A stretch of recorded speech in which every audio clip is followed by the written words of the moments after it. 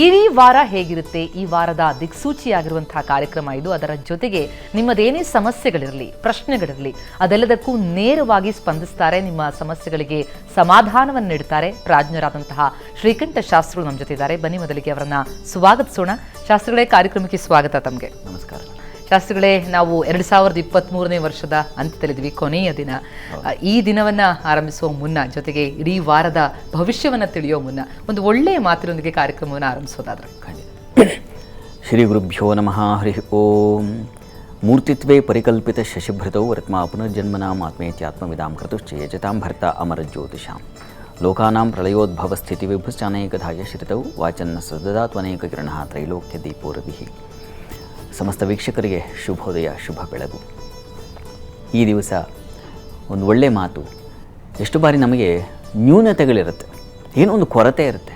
ಆ ಕೊರತೆಯನ್ನು ಸರಿಪಡಿಸಿಕೊಳ್ಳುವುದು ಹೇಗೆ, ಇರ್ತಕ್ಕಂಥದ್ರಲ್ಲೇ ಆ ಕೊರತೆಯನ್ನು ನೀಗಿಸಿಕೊಳ್ಳೋದು ಹೇಗೆ ಅನ್ನೋದನ್ನು ನೋಡ್ತಕ್ಕಂಥ ಮಾತಿದು. ದರಿದ್ರತಾ ಧೀರತೆಯ ವಿರಾಜತೆ, ಕುರೂಪತ ಶೀಲತೆಯ ವಿರಾಜತೆ, ಕುಭೋಜನಂ ಚೋಷ್ಣತೆಯ ವಿರಾಜತೆ, ಕುವಸ್ತ್ರತ ಶುಭ್ರತೆಯ ವಿರಾಜತೆ ಅಂತಕ್ಕಂಥದ್ದು. ನೋಡಿ, ಇದು ಎಷ್ಟು ಚೆನ್ನಾಗಿದೆ.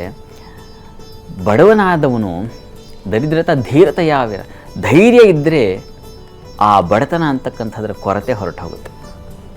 ಬಡವ ಧೈರ್ಯ ಇದ್ದಾಗ ಅವನು ಆ ಬಡತನ ಅನ್ನೋದನ್ನು ದಾಟಿ ಬಿಡ್ತಾನಂತೆ. ಮತ್ತು ಕುರೂಪ ಅಂತಕ್ಕಂಥದ್ದು ನಡತೆಯಿಂದ, ನಮ್ಮ ಗುಣ ಪೂಜಾ ಸ್ಥಾನಂ ಅಂತ ಹೇಳ್ತಾರೆ. ಗುಣ ಚೆನ್ನಾಗಿದ್ಬಿಟ್ರೆ ಆ ನಮ್ಮ ಕುರೂಪತನ ಅಂದರೆ ಏನೋ ನಾವು ಚೆನ್ನಾಗಿ ಕಾಣ್ತಾ ಇಲ್ಲ ಅಂತಕ್ಕಂಥ ಇನ್ಫೀರಿಯಾರಿಟಿ ಕಾಂಪ್ಲೆಕ್ಸ್ ಇರುತ್ತಲ್ಲ, ಅದು ಗುಣದಿಂದ ಅದನ್ನು ತೆಗೆದು ಹಾಕ್ಬಿಡ್ಬೋದಂತೆ. ಮತ್ತು ಊಟ, ಅಕಸ್ಮಾತ್ ಕುಭೋಜನಂ, ಕೆಟ್ಟ ಊಟ ಅಂದರೆ ರುಚಿಯಲ್ಲದ ಊಟ ಬಿಸಿಯಿಂದಾಗಿ ಸರಿ ಹೋಗಿಬಿಡುತ್ತಂತೆ. ಹೀಗಾಗಿ ಯಾವುದು ಕೊರತೆಯೋ ಅವುಗಳನ್ನು ಸರಿಪಡಿಸುವಂಥ ಮಾರ್ಗ ಇದು. ಮತ್ತು ವಸ್ತ್ರ, ಅದು ಹಳೆಯದ್ದಾಗಿದ್ದರೆ ನಮ್ಮ ಹತ್ರ ಇರೋದೇ ಒಂದು ಬಟ್ಟೆ, ಎರಡು ಬಟ್ಟೆ, ಜೀವನಕ್ಕೆ ಎಷ್ಟು ಬೇಕೋ ಅಷ್ಟೇ ಇದೆಯಪ್ಪ ಅಂತ ಅಂದ್ಕೊಳ್ತಾ ಇರತಕ್ಕಂಥವ್ರು ಶುಭ್ರತೆಯಿಂದ ಆ ಬಟ್ಟೆಯನ್ನು ಚೆನ್ನಾಗಿ ಒಗೆದು ಚೆನ್ನಾಗಿ ಒಣಗಿಸಿ ಒಂದು ಇಸ್ತ್ರಿ ಮಾಡಿದ್ರೆ ಅಚ್ಚುಕಟ್ಟಾಗಿಬಿಡುತ್ತೆ.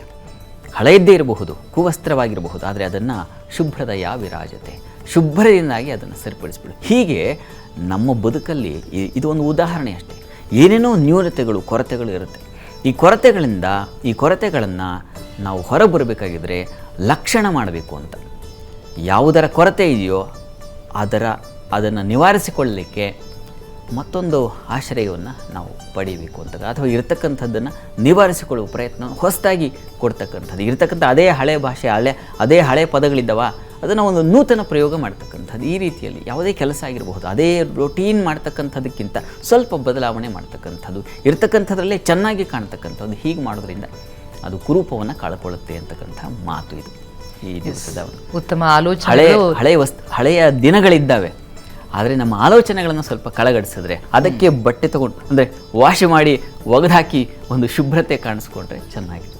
ನಿಜ, ಉತ್ತಮ ಆಲೋಚನೆಗಳು ಜೀವನವನ್ನ ಉತ್ತಮಗೊಳಿಸುತ್ತೆ ಅನ್ನೋದ್ರಲ್ಲಿ ಯಾವುದೇ ಸಂಶಯ ಇಲ್ಲ. ಇಡೀ ವಾರ ಹೇಗಿದೆ ಅನ್ನೋದು ತಿಳಿಯುವಂತಹ ಕುತೂಹಲ ಇದೆ. ಹಾಗಾಗಿ ಈ ವಾರದ ವಿಶೇಷತೆ ಏನು, ಅದರಲ್ಲೂ 2024ರ ವರ್ಷ ಬರ್ತಾ ಇದೆ. ಹಾಗಾಗಿ ವರ್ಷದ ಮೊದಲ ವಾರ ಹೇಗಿದೆ ಅಂತ. ಇನ್ನೇನು ನಾಳೆ ನಮಗೆ ಗೊತ್ತಿರೋ ಹಾಗೆ ಹೊಸ ವರ್ಷ ಪ್ರಾರಂಭವಾದ ಕ್ರೈಸ್ತ ವರ್ಷ ಆರಂಭ. ಅದು ಈ ವಾರದಲ್ಲಿ ನಾನು ಈ ಸಂಪ್ರದಾಯಪ್ರದವಾಗಿ ಏನಿರ್ತದೆ ಅಂತಕ್ಕಂಥದ್ದನ್ನು ತಿಳಿಸ್ತಾ ಇದ್ದೀನಿ ತಮಗೆ. ಈ ವಾರದಲ್ಲಿ ನಾವು ಕಾಣ್ತಕ್ಕಂಥದ್ದು ಒಂದು ಕಾಲಭೈರವಾಷ್ಟಮಿ. ತಾವು ಕೋಷ್ಟಕವನ್ನು ಗಮನಿಸಿ. ಈ ಒಂದು ವಾರದಲ್ಲಿ ಜೂನ್ 4ನೇ ತಾರೀಕು ಗುರುವಾರ ಕಾಲಭೈರವಾಷ್ಟಮಿ ಇದೆ. ಅದು ಬಹಳ ಬಹಳ ವಿಶೇಷವಾಗಿರತಕ್ಕಂಥದ್ದು.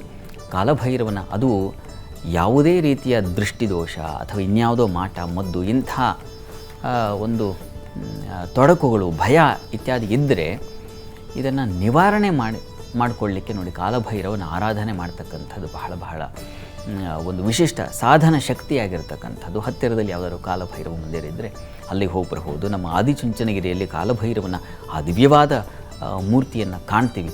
ಅಲ್ಲಿ ವಿಶೇಷವಾದ ಅಮಾವಾಸ್ಯೆಯಲ್ಲಿ ಬಹಳ ವಿಶೇಷವಾದ ಪೂಜೆಗಳು ನೆರವೇರುತ್ತವೆ.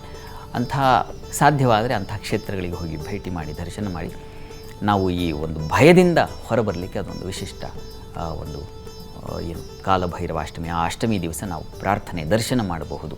ಇದು ಈ ವಾರದ ಒಂದು ವಿಶೇಷತೆ. ಉಳಿದ ಹಾಗೆ ಇನ್ಯಾವುದು ಏನು ಸಂಪ್ರದಾಯಪ್ರದವಾಗಿರ್ತಕ್ಕಂಥ ವಿಶೇಷತೆಗಳು ಕಾಣ್ತಾ ಇಲ್ಲ ಈ ವಾರ. ಇದು ಈ ವಾರದ ವಿಶೇಷ. ಎಸ್, ಹಾಗೆ ಆದರೆ ಈ ಇಡೀ ವಾರ ಅಂದರೆ ಶುಭವಾಗಿ ಸಾಗಲಿ ಅಂತನ್ನುವಂಥ ಆಶಯ ಪ್ರತಿಯೊಬ್ಬರದ್ದು ಇರುತ್ತೆ. ಹಾಗಾಗಿ ಆಲೋಚನೆಗಳಲ್ಲಿ ಉತ್ತಮವಾಗಿ ನಾವು ಹೆಜ್ಜೆ ನೀಡೋದ್ರಿಂದಾಗಿ ಮುಂದೆ ಸಾಗೋದಕ್ಕಾಗತ್ತಾ? ಏನು ತಾವು ಹೇಳಲಿಕ್ಕೆ ಇಷ್ಟಪಡ್ತೀರಿ ಹೊಸ ವರ್ಷದ ಆರಂಭದಲ್ಲಿ? ನೋಡಿ ಸಾಮಾನ್ಯವಾಗಿ ಹೊಸ ವರ್ಷ ನಮಗೆ ಕೆಲವರಿಗೆ ಇದಿರ್ತದೆ, ಏನು ನಾವು ಆಚರಿಸಬೇಕಾ ಬೇಡವಾ, ಕ್ರೈಸ್ತ ವರ್ಷ ಇತ್ಯಾದಿ ಎಲ್ಲ. ನೋಡಿ, ಪ್ರತಿ ಕ್ಷಣ ಹೊಸ ಕಾಲ ಇರ್ತದೆ. ಪ್ರತಿ ಕ್ಷಣ ಇಷ್ಟು ಕಾಲ ಹೊರಟೆ ಹೋಯಿತು ನೋಡಿ, ಕಾರ್ಯಕ್ರಮ ಪ್ರಾರಂಭವಾಗಿ ಇಷ್ಟು ಹಳತಾಗೋಯ್ತು. ಈಗ ಹೊಸದು ಮುಂದೆ ಮುಂದೆ ನಾನು ಮಾತಾಡ್ತಾ ಇರ್ತಕ್ಕಂಥದ್ದು, ಇನ್ಯಾರೋ ಕಾಲ್ ಮಾಡ್ತಾರೆ, ನಾನು ಭವಿಷ್ಯ ಹೇಳಬೇಕೀಗ ಈ ವಾರದ್ದು, ಇದೆಲ್ಲವೂ ಹೊಸದಾಗಿದೆ, ಇನ್ನೂ ಪ್ರವೇಶವೇ ಆಗಿಲ್ಲ ನಾವು ಆ ಕಾಲಕ್ಕೆ. ಹಾಗಾಗಿ ಪ್ರತಿ ಕ್ಷಣ ಈ ಹಳೆಯದ್ದು ಹೊಸದು ಎರಡೂ ಮಿಂಚಿನ ಹಾಗೆ ಸಾಗ್ತಾ ಇದೆ. ಒಂದು ಸರಿದು ಹೋಗ್ತಾ ಇದೆ, ಮತ್ತೊಂದು ಎದುರುಗಡೆ ಬರ್ತಾ ಇದೆ, ಸರಿದು ಹೋಗ್ತಾ ಇದೆ. ಹೀಗಾಗಿ ಪ್ರತಿ ಕ್ಷಣ ನಮಗೆ ಹೊಸದೇ ಆಗಿರುವಾಗ ನಾವು ಹೊಸದಾಗಿ ಕಾಣಬೇಕು, ಹೊಸ ಪ್ರಯತ್ನಗಳನ್ನು ಮಾಡಬೇಕು. ಇದು ನಮ್ಮ ಸವಾಲು. ನಿಜ ನಿಜ. ಭಾಷಾ ಒಂದು ಸವಾಲಿನೊಂದಿಗೆ ಮೈಸೂರಿನಿಂದ ನಾಗರತ್ನ ಅವರು ಕರೆ ಮಾಡಿದ್ದಾರೆ. ಅವರ ಸಮಸ್ಯೆ ಏನು ತಿಳ್ಕೊಳ್ಳೋಣ. ನಾಗರತ್ನ ಅವರೇ ನಮಸ್ತೆ. ನಮಸ್ತೆ ಮೇಡಮ್. ಯಾರ ಬಗ್ಗೆ ತಿಳಿಬೇಕಿತ್ತು ತಾವು? ಮಗನ್ ಬಗ್ಗೆ ಕೇಳಬೇಕಿತ್ತು. ಮಗನ ಬಗ್ಗೆ. ಓಕೆ, ಅವರ ಜನ್ಮ ದಿನಾಂಕ ಮತ್ತು ಸಮಯ ತಿಳಿಸಿ.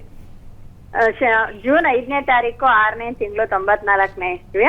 ಓಕೆ, 5/6/94 ಅಲ್ವಾ?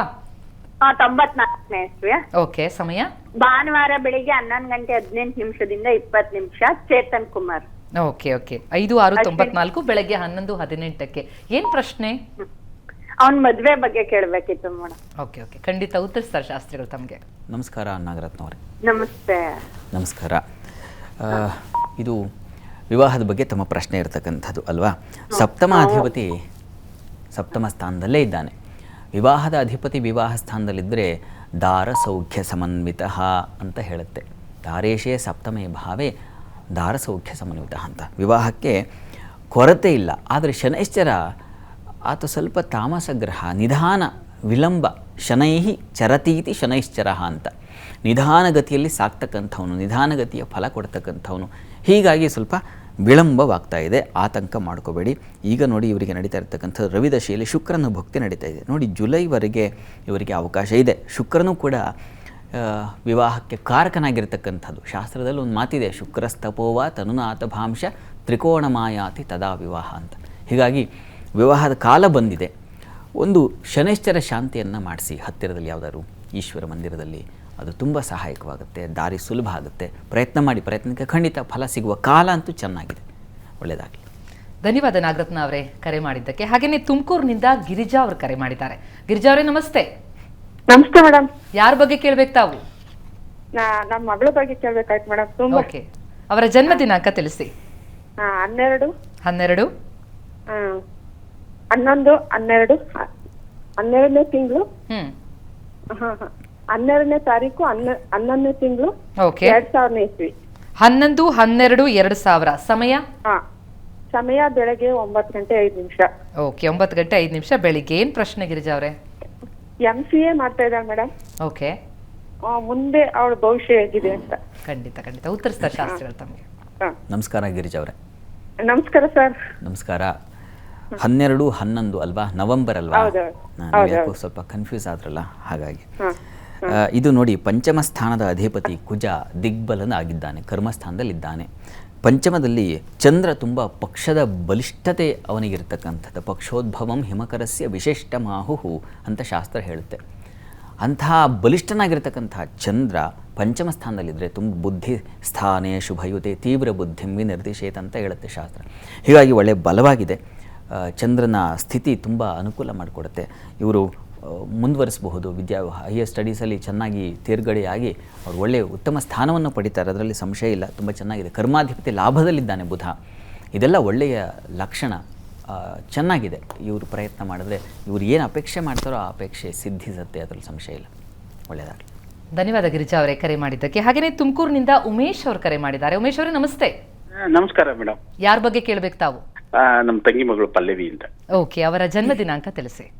30/1/2005. 30/1/2005. ಬೆಳಗಿನ ಜಾವ 2:42. 2:42 ಅಂದ್ರೆ 30ರ ಬೆಳಗ್ಗೆನಾ? 29ರ ಬೆಳಿಗ್ಗೆ, 30ರ ಬೆಳಿಗ್ಗೆ. ಹೌದು, ಕರೆಕ್ಟ್. ಓಕೆ ಓಕೆ, 30/1/2005 ಬೆಳಗಿನ ಜಾವ 2:42. ಏನ್ ಪ್ರಶ್ನೆ? ಸ್ವಲ್ಪ ಆರೋಗ್ಯ, ಆಮೇಲೆ ವಿದ್ಯಾಭ್ಯಾಸ, ಮುಂದಿನ ಜೀವನ. ಓಕೆ ಓಕೆ, ಖಂಡಿತ ಉತ್ತರಿಸ್ತಾರೆ ಶಾಸ್ತ್ರಿಗಳು ತಮಗೆ. ನಮಸ್ಕಾರ ಉಮೇಶ್ ಅವರೇ. ನಮಸ್ಕಾರ ಗುರುಜಿ. ನಮಸ್ಕಾರ. ಆರೋಗ್ಯ ಮತ್ತು ಮುಂದೆ ಹೇಗಿರುತ್ತದೆ ಅಂತ ನಿಮ್ಮ ಅಲ್ವಾ? ಆರೋಗ್ಯದಲ್ಲಿ ಸ್ವಲ್ಪ ತೊಡಕಿದೆ ಇವರೇ, ಯಾಕೆಂದರೆ ಕುಜರಾಹು ಸಂಧಿಶಾಂತಿ ಕಾಲ ಇದು. ಈಗ ಮೊನ್ನೆ ಜುಲೈಯಿಂದ ಇವರಿಗೆ ಸ್ವಲ್ಪ ಆರೋಗ್ಯದಲ್ಲಿ ವ್ಯತ್ಯಾಸ ಇದೆ ಅನ್ನೋದನ್ನು ಸೂಚಿಸ್ತಾ ಇದೆ. ಫೆಬ್ರವರಿವರೆಗೆ ಸ್ವಲ್ಪ ಇವರು ಎಚ್ಚರಿಕೆ ತಗೋಬೇಕು. ಈ ಸಂಧಿಶಾಂತಿ ಮಾಡಿಸಲೇಬೇಕು, ಅದೊಂದು ಕಂಟಕ ಕಾಲ ಅಂತ ಶಾಸ್ತ್ರಗಳು ನಿರ್ಣಯಿಸಿವೆ. ಹೀಗಾಗಿ ಈ ಒಂದು ಸಂಧಿಶಾಂತಿಯನ್ನು ಮಾಡಿಸಿದ್ರೆ ತುಂಬ ಒಳ್ಳೆಯದು. ಕುಜ ರಾಹು ಸಂಧಿಶಾಂತಿ ಅಂತ. ಆಮೇಲೆ ರಾಹುವಿನ ಕಾಲ ಪ್ರಾರಂಭವಾಗುತ್ತೆ. ರಾಹು ಇವ್ರ ಜಾತಕದಲ್ಲಿ ಷಷ್ಠದಲ್ಲಿದ್ದಾನೆ. 6ನೇ ಮನೆಯ ರಾಹು, ಅದು ಪಾಪಗ್ರಹಗಳ 6ನೇ ಮನೆಯಲ್ಲಿದ್ದರೆ ಒಳ್ಳೆಯದೇ, ಅವುಗಳಿಗೆ ಹೆಚ್ಚಿನ ಬಲ ಇರ್ತದೆ ಅಂತ. ಹೀಗಾಗಿ ಆತಂಕ ಬೇಡ. ಗುರು ತುಂಬ ಚೆನ್ನಾಗಿ, ಗುರುಚಂದ್ರರು, ಏಕೆಂದರೆ ಪಂಚಮಾಧಿಪತಿ, ವಿದ್ಯಾಸ್ಥಾನದ ಅಧಿಪತಿ, ಲಾಭದಲ್ಲಿ ಚಂದ್ರಯುಕ್ತನಾಗಿರ್ತಕ್ಕಂಥದ್ದು ಮತ್ತು ಆ ಪಂಚಮವನ್ನು ವೀಕ್ಷಣೆ ಮಾಡೋದು, ಇದೆಲ್ಲ ತುಂಬ ಒಳ್ಳೆಯ ಲಕ್ಷಣ. ಅಧ್ಯಯನಕ್ಕೆ ತೊಂದರೆ ಇಲ್ಲ, ಚೆನ್ನಾಗಿ ಓದ್ತಾರೆ, ಮುಂದೆ ಒಳ್ಳೆ ಸ್ಟಡಿ ಆಗುತ್ತೆ, ಯೋಚನೆ ಮಾಡೋದು ಬೇಡ. ಆರೋಗ್ಯ ದೃಷ್ಟಿಯಿಂದ ಈಗ ಕುಜರಾಹು ಸಂಧಿಶಾಂತಿ ಒಂದು ಮಾಡಿಸಿದ್ರೆ ಸಾಕಾಗುತ್ತೆ, ಆತಂಕ ಬೇಡ. ಸಂಧಿಶಾಂತಿ ತುಂಬ ಸಹಕಾರಿಯಾಗುತ್ತೆ. ಒಳ್ಳೆಯದಾಗಲಿ. ಧನ್ಯವಾದ ಉಮೇಶ್ ಅವರೇ ಕರೆ ಮಾಡಿದ್ದಕ್ಕೆ. ಹಾಗೇನೇ ಮಂಡ್ಯದಿಂದ ಹೇಮಾವತಿ ಅವರು ಕರೆ ಮಾಡಿದ್ದಾರೆ. ಹೇಮಾವತಿ ಅವರೇ ನಮಸ್ತೆ. ನಮಸ್ತೆ ಮೇಡಮ್. ಯಾರ ಬಗ್ಗೆ ಕೇಳ್ಬೇಕು ತಾವು? ನನ್ ಬಗ್ಗೆನೇ ಕೇಳ್ಬೇಕಿತ್ತು ಮೇಡಮ್. ಓಕೆ, ತಮ್ಮ ಜನ್ಮ ದಿನಾಂಕ ತಿಳಿದಿದ್ಯಾ? ಜನ್ಮ ದಿನಾಂಕ ಗೊತ್ತಿಲ್ಲ ಮೇಡಮ್. 1ರಿಂದ 108. ಯಾವ ನಂಬರು? 9 ಮೇಡಮ್. 9. ಓಕೆ. ಏನ್ ಪ್ರಶ್ನೆ ತಮ್ದು? ನಾನು ಅಂಗಡಿ ಮಾಡ್ತಾ ಇದ್ದೆ ಮೇಡಮ್. ಓಕೆ. ಅಂಗಡಿ ಯಾಕೋ ಚೆನ್ನಾಗ್ ನಡೀತಾ ಇಲ್ಲ. ಚಿಕ್ಕ ಮಗಳದು ಮದ್ವೆನೂ ಮಾಡ್ಬೇಕು. ಓಕೆ. ಹೆಂಗಿದೆ ನನ್ ಮುಂದಿನ ಇದು ಅಂತ ಕೇಳ್ಬೇಕು ಮೇಡಮ್. ಖಂಡಿತ. ತುಂಬಾ ಕಷ್ಟದಲ್ಲಿದ್ದೀನಿ ಮೇಡಮ್. ನಮಸ್ಕಾರ ಹೇಮಾವತಿ ಅವರೇ. ನಮಸ್ಕಾರ ಗುರುಗಳೇ. ನಮಸ್ಕಾರ ಗುರುಗಳೇ. ನೀವು ನೀವು ಕರೆ ಮಾಡಿದ್ರಿ. ನೋಡ್ತಾ ಇರ್ತೀನಿ, ತುಂಬಾ ಚೆನ್ನಾಗ್ ಬರ್ತಾ ಇದೆ. ನೀವ್ ಹೇಳಿರೋ ಪೂಜೆಗಳೆಲ್ಲ ಮಾಡ್ತಾ ಇದ್ದೀನಿ ಗುರುಗಳೇ, ಮಾಡ್ತಿದೀನಿ.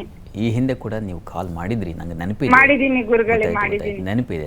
ಅಮ್ಮನವರ ಸನ್ನಿಧಾನದಲ್ಲಿ ಒಂದು ಪೂಜೆ ಮಾಡಿಸಿ ಅಂತ ಹೇಳಿದ್ದೆ. ನಿಮಗೆ ಇನ್ನೂ ಅದರ ಫಲ ಸಿಗ್ತಾ ಇಲ್ಲ ಅಂತಕ್ಕಂಥ ಕಾಣುತ್ತೆ. ಯಾಕೆಂದರೆ ನೋಡಿ, ನಾವು ಭಗವಂತನಲ್ಲಿ ಪ್ರಾರ್ಥನೆ ಮಾಡಬಹುದು, ಭಗವಂತನಲ್ಲಿ ಫಲವನ್ನು ಬೇಡಬಹುದು, ಆದರೆ ಫಲವನ್ನು ಬಲವಂತವಾಗಿ ತಗೊಳ್ಳೋದು ಕಷ್ಟವಾಗುತ್ತೆ. ಹೇಗಪ್ಪ ಭಗವಂತನಲ್ಲಿ ಪ್ರಾರ್ಥನೆ ಮಾಡೋದು ಅಂದರೆ ಇನ್ನೇನು ಇಲ್ಲ. ನೀವು ಇಲ್ಲಿ ಪಾಪ ಎಷ್ಟು ಆರ್ದ್ರವತೆಯಿಂದ ಕರೆ ಮಾಡಿ ಮಾತಾಡ್ತಾ ಇದ್ದೀರಾ. ಆ ರೀತಿಯಲ್ಲಿ ಭಗವಂತನ ಬಳಿ ಒಂದು ಸೇವೆ ಮಾಡಿ. ಅಮ್ಮನವರ ಪ್ರಾರ್ಥನೆ ತುಂಬ ಸಹಾಯವಾಗುತ್ತೆ. ಈಗ ನೀವು ಮಾಡಿರ್ತಕ್ಕಂಥ, ಈಗ ನೀವು ಸಂಖ್ಯೆ ಹೇಳಿದ್ರಿ, ಆ ಸಂಖ್ಯೆಗೆ ಸುಬ್ರಹ್ಮಣ್ಯನ ಸೂಚಿಸ್ತಾ ಇದೆ. ಹೀಗಾಗಿ ಹತ್ತಿರದಲ್ಲಿ ಸುಬ್ರಹ್ಮಣ್ಯ ಸನ್ನಿಧಾನ ಇದ್ದರೆ ಪ್ರತಿ ಮಂಗಳವಾರ ಸ್ವಲ್ಪ ಕೊಬ್ಬರಿ ಹಾಗೂ ಕಲ್ಲು ಸಕ್ಕರೆ, ಇದನ್ನು ಪ್ರತಿ ಮಂಗಳವಾರ ಹೀಗೆ ಒಂದು 11 ಮಂಗಳವಾರ ನೀವು ಅದನ್ನು ದಾನ ಮಾಡಿ. ಅದು ತುಂಬ ಸಹಾಯವಾಗುತ್ತೆ. ನಿಮಗೊಂದು ಬಲ ಬರುತ್ತೆ, ನಿಮಗೆ ಮನೋಬಲ ಬೇಕು, ಅದರಿಂದ ತುಂಬ ಸಹಾಯವಾಗುತ್ತೆ, ಧೈರ್ಯ ಬರ್ತದೆ. ಅದನ್ನು ಮಾಡಿ, ಒಳ್ಳೆಯದಾಗಲಿ ತಮಗೆ. ಧನ್ಯವಾದ ಹೇಮಾವತಿ ಅವರೇ ಕರೆ ಮಾಡಿದ್ದಕ್ಕೆ. ಹಾಗೆಯೇ ಮಾಗಡಿಯಿಂದ ಜಯರಾಮಯ್ಯ ಅವರು ಕರೆ ಮಾಡಿದ್ದಾರೆ. ಜಯರಾಮಯ್ಯ ಅವರೇ ನಮಸ್ಕಾರ. ನಮಸ್ಕಾರ ಮೇಡಮ್. ಯಾರ ಬಗ್ಗೆ ಕೇಳ್ಬೇಕು ತಾವು? ನನ್ನ ಮಗನ ಬಗ್ಗೆ ಕೇಳ್ಬೇಕು ಮೇಡಮ್. ಓಕೆ, ಅವರ ಜನ್ಮ ದಿನಾಂಕ ತಿಳಿಸಿ. 21/11/1998. 21/11/98. ಸಮಯ? ಒಂದು ಉದ್ಯೋಗದಲ್ಲಿ SS ಆಗುತ್ತಾ? ಇನ್ಫೋಸಿಸ್ ಹೋಗುತ್ತೆ ತಾನೆ? ಅಲ್ಲ, ಸಮಯ ಗೊತ್ತಿದ್ಯಾ? ಹುಟ್ಟಿದ ಸಮಯ? ರಾತ್ರಿ 12:30. ರಾತ್ರಿ 12:30. ಓಕೆ. 21 ರಾತ್ರಿನಾ? 12:30. ಒಂದು ವಿವಾಹ ಆಗುತ್ತಾ, ಮದುವೆ ಆಗುತ್ತಾ ಅಂತ 2 ಪ್ರಶ್ನೆ ಇದೆ. ಓಕೆ. 21 ರಾತ್ರಿನಾ? 12:30 ರಾತ್ರಿ ಮೇಡಮ್. ಓಕೆ. ಅಂದರೆ ಬೆಳಗ್ಗೆ ಇದ್ರೆ 22ನೇ ತಾರೀಕು ಅಂತಲಾ? Okay sir, correct. 22 ಬೆಳಿಗ್ಗೆ ಇದ್ರೆ 22. ಆಯ್ತು, ಓಕೆ.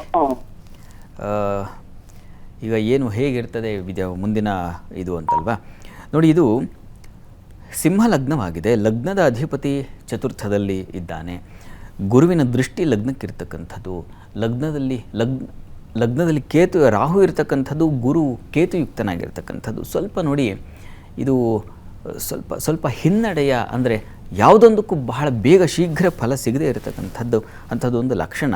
ಈಗ ಇವರಿಗೆ ಶುಕ್ರಾದಿತ್ಯ ಸಂಧಿಶಾಂತಿ ಇತ್ತು, ಅದು ಕೂಡ ಸ್ವಲ್ಪ ಮಟ್ಟಿಗೆ ಹಿನ್ನಡೆ ಮಾಡಿರುತ್ತೆ. ಸಂಧಿಶಾಂತಿ ಮಾಡಿಸಿದ್ದೀರಾ ಗೊತ್ತಿಲ್ಲ. ಈಗ ರವಿದಶೆಯಲ್ಲಿ ನಡೀತಾ ಇರತಕ್ಕಂಥದ್ದು, ಚಂದ್ರನ ಭುಕ್ತಿ ನಡೀತಾ ಇದೆ.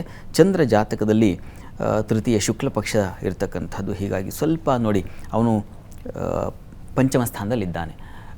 ಈಗ ಅನುಕೂಲ ಆಗುತ್ತೆ, ಯೋಚನೆ ಮಾಡೋದು ಬೇಡ. ಇವರಿಗೆ ಇಷ್ಟು ದಿವಸದ ಹಿನ್ನಡೆ ಅದೆಲ್ಲ ಹೊರಟೋಯ್ತು. ಈಗ 2024 ನಾಳೆಯಿಂದ ಏನಿದೆ ಅದು ಹೊಸ ದಾರಿಯನ್ನೇ ಸೂಚಿಸುತ್ತೆ. ಇವರಿಗೆ ಯೋಚನೆ ಮಾಡೋದು ಬೇಡ. ಅಮ್ಮನವರ ಸನ್ನಿಧಾನಕ್ಕೆ ಪ್ರತಿ ಸೋಮವಾರ ಸ್ವಲ್ಪ ಹಾಲು, ಕ್ಷೀರ ಸಮರ್ಪಣೆ ಮಾಡಲಿ. ಅವರ ಕೈಯಲ್ಲಿ ಕೊಡಿಸಿ.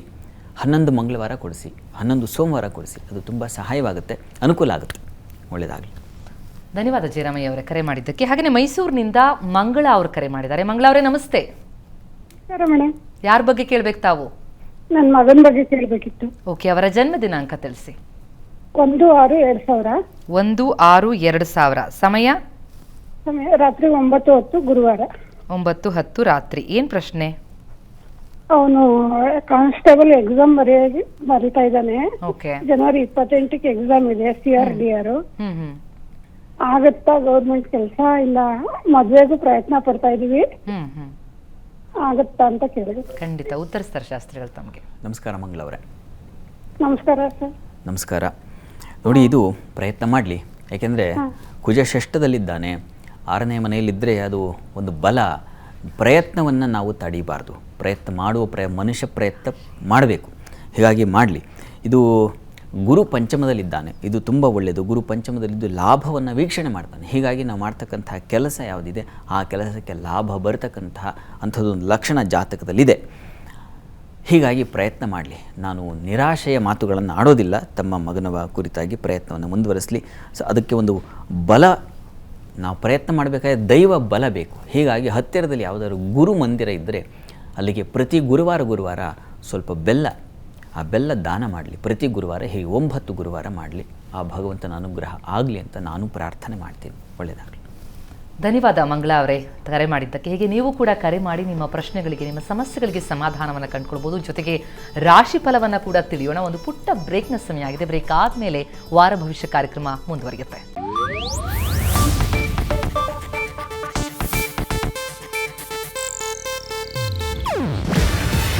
ಇದು ಏಷ್ಯಾನೆಟ್ ನ್ಯೂಸ್ ನೆಟ್ವರ್ಕ್ ಪ್ರಸ್ತುತಿ. ನೀವು ನೋಡ್ತಿದ್ದೀರಾ ಏಷ್ಯಾನೆಟ್ ಸುವರ್ಣ ನ್ಯೂಸ್.